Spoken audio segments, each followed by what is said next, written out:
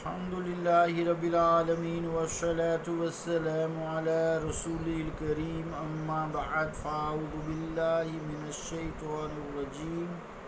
بسم الله الرحمن الرحيم وعن أبي هريرة عن النبي صلى الله عليه وسلم قال لا تتخذوا ظهور دوانكم منابر فإن الله تعالى إنما سخرها لكم لتبلغكم إلى بلد لم تكونوا بديه إلا بشق الأنفس وجعل لكم الأرض فعليها فاقضوا حاجاتكم رواہ ابو داود وعن انس قال كنا اذا انزلنا منزلا لا نسبح حتى نحل الرحال رواہ ابو داود صدق اللہ و صدق الرسول الکریم۔ عزیزان گرامی قدر، السلام علیکم ورحمۃ اللہ وبرکاتہ۔ دو احادیث مبارکہ تلاوت کرنے کی سعادت حاصل کی، ان کا ترجمہ سماعت فرمائیں۔ روایت ہے حضرت ابو ہریرہ سے، وہ نبی کریم صلی اللہ علیہ وسلم سے راوی، فرمایا اپنے جانوروں کی پیٹھوں کو ممبر نہ بناؤ، کیونکہ اللہ تعالیٰ نے انہیں اس لیے تمہارا تابع کیا ہے کہ تم کو اس شہر تک پہنچا دیں جہاں تم بغیر سخت مشقت کے نہ پہنچتے، اور رب نے زمین تمہارے لیے ہی پیدا کی ہے، تو تم زمین پر اپنی ضروریات پوری کرو۔ ابو داؤد۔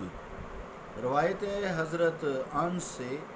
فرماتے ہیں کہ جب ہم کسی منزل پر اترتے تو نوافل نہ پڑھتے تھے حتیٰ کہ کچاوے کھول دیتے تھے۔ ابو داؤد۔ اللہ اور اس کے رسول کا قول سچا ہے۔ عزیزان گرامی قدر، اس حدیث پاک سے مراد یہ ہے کہ جب کوئی شخص جانور پر سواری کرے، ایون جو بھی سواری، چاہے انجن والی جیسے گاڑی ہے، جہاز ہے، سائیکل ہے، موٹر سائیکل، جتنی بھی سواری اویلیبل ہیں، بحری جہاز ہیں، یا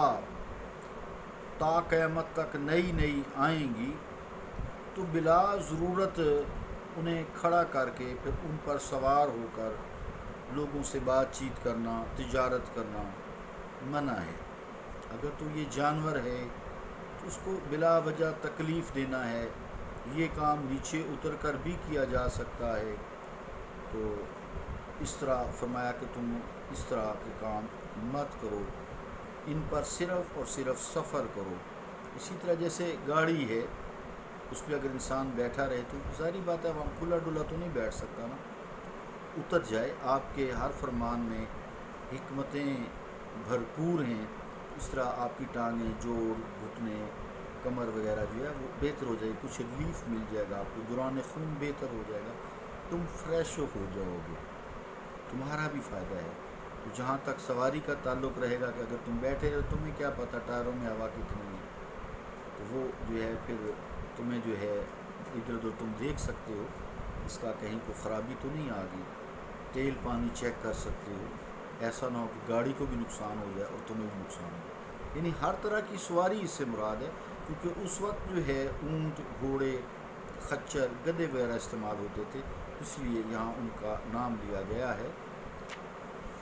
مراد یہ ہے کہ بلا ضرورت ان پر سوار نہیں ہونا چاہیے کہ خواہ مخواہ۔ حضور علیہ الصلوۃ والسلام کا اونٹ پر قیام فرمانا حجۃ الوداع والے دن، اور عرفات شریف میں خطبہ ارشاد فرمانا، یہ ضرورتاً تھا،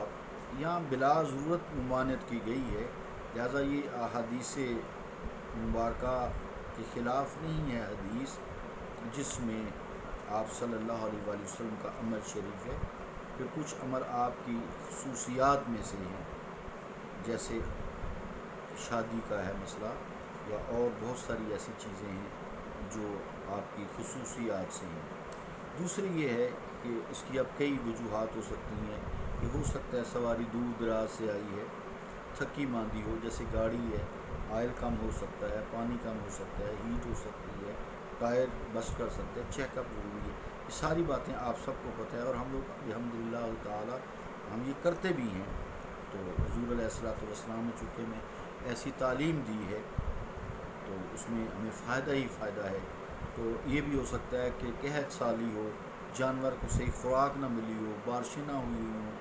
اس کے لیے چارہ صحیح اس کو میسر نہ ہوا ہو، تو وہ کمزور ہو، تو بلا ضرورت تم سفر کے علاوہ اس پہ بیٹھے رہو گے، وہ تھکے گا اور تنگ ہوگا، کمزور ہوگا۔ اللہ تعالیٰ نے اسے تمہارے لیے ماتحت کیا ہے، ورنہ تم میں اتنا زور نہیں ہے کہ یہ گرانڈیل جیسے ہاتھی ہے، اونٹ ہے، یا بیل ہے، یا گھوڑا ہے، تم اس پہ قابو کر سکتے۔ اللہ تعالیٰ نے اس کو تمہارے لیے تسخیر کیا ہے، جو کہ حدیث پاک کا مفہوم ہے، وہ ہمیں یہی بتاتا ہے۔ اس صورت میں جو قوی جانور ہے تازہ دم نہیں ہو سکتا، اس لیے قحط سالی میں یا زیادہ سفر میں اس کو آرام تو مراد یہ ہے، بار صورت جہاں بھی سفر تھوڑا ہے زیادہ ہے، اس کے آرام و آسائش کا خیال رکھو، وہ بھی ضرور چیز ہے، وہ بھی اللہ تعالیٰ کی مخلوق ہے، تاکہ اس کو بھی آرام ملے اور تمہیں بھی آرام ملے۔ یہ حکم ہمیشہ کے لیے ہے اور سب کے لیے ہے، ہر حالات کے لیے ہے، تا قیامت تک کے لیے ہے، اسی میں ہماری بھلائی ہے۔